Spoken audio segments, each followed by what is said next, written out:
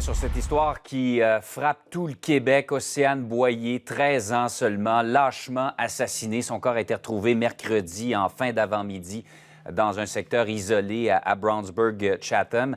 L'enquête a évolué rapidement, si bien qu'en après-midi, les policiers annoncé avoir arrêté un homme de 51 ans. Vous voyez l'endroit où le corps d'Océane a été retrouvé. Et on apprend ce matin que c'est François Sénécal qui est le suspect qui va être accusé aujourd'hui au palais de justice de Saint-Jérôme, un ami de la famille. Jean-François Brochu, expert en enquête policière, est avec nous. Bonjour, Jean-François.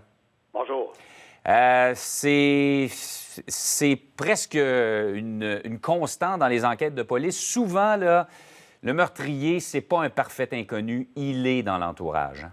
Ah oui, bien plus de 8 fois sur 10, Jean-François. C'est pour ça que dans une enquête comme celle-là, à partir du moment où on a connu l'identité, qu'on a établi l'identité de la jeune victime, les enquêteurs ont commencé à faire le tour justement de son entourage, hein, et là, on gratte partout. C'est ce qu'on appelle, Jean-François, le principe de l'entonnoir. Oui, ben c'est ça. Puis en faisant une victimologie, bien, ça nous, c'est comme j'utilise souvent le fil conducteur. À un moment donné, ça nous amène forcément, là, en tout cas, forcément, comme je vous dis, 8 fois sur 10 peut-être, à reconnaître ou à soulever quelqu'un dans l'entourage. Et il arrive souvent, puis je dis pas que c'est le cas ici, là, ben, on le verra dans les prochains jours, mais il y a souvent un jardin secret, des choses que même les gens les plus intimes autour de la victime ne savent pas. Mais quelque part, un ou une confident va partager cette information-là avec les enquêteurs, ce qui permet souvent de faire développer rapidement un dossier comme celui-là. Bon, évidemment, ça laisse transparaître un mobile sexuel, possiblement, compte tenu de la façon dont le corps a été découvert, le corps d'Océane. Pourtant, je regarde, Jean-François, pas d'antécédent en matière sexuelle pour ce gars-là.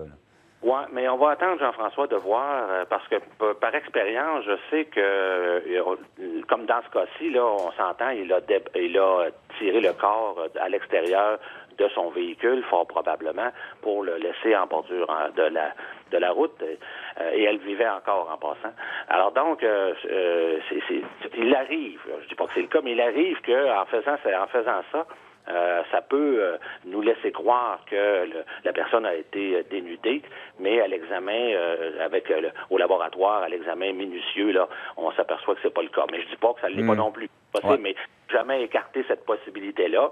Mais c'est certain on va le savoir dans les prochains jours, là, le mobile, il y a une raison, et fort probablement qu'aujourd'hui même, on va voir, Jean-François, une accusation, en tout cas, je pense bien, moi, une accusation de meurtre premier. Si c'est pas ce matin, ça va être éventuellement, parce que dans le pattern, on voit qu'est-ce qui s'est passé ici, là, il semble qu'il l'attendait, hein. Oui. Et donc... Et c'est quelqu'un, les parents avaient, leur intuition avait vu juste, là, elle devait faire confiance en la personne, elle devait connaître la personne qui l'avait interceptée entre chez elle et l'école. Il n'y a pas 200 mètres entre chez elle et le terrain de l'école, donc elle est montée probablement avec cette personne-là. Mais je veux juste revenir sur certains de vos propos, Jean-François. Donc, tout indique qu'elle aurait été assassinée ailleurs et que le corps aurait été déposé là.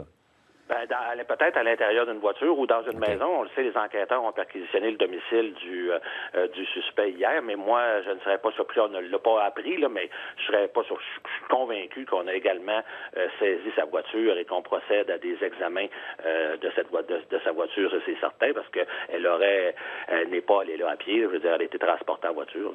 Oui.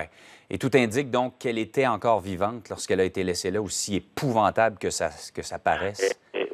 D'expérience, je peux vous dire que ça indique l'utilisation d'un petit calibre. J'ai déjà vu ça là, dans quelques dossiers où justement là, l'utilisation d'une arme de petit calibre fait en sorte que la personne demeure en vie, en fait. Il n'y a pas de conscience, là, mais la personne demeure quand même en vie pendant quelque temps.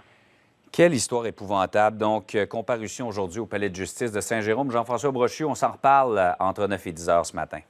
D'accord, on va essayer d'en savoir plus. Merci.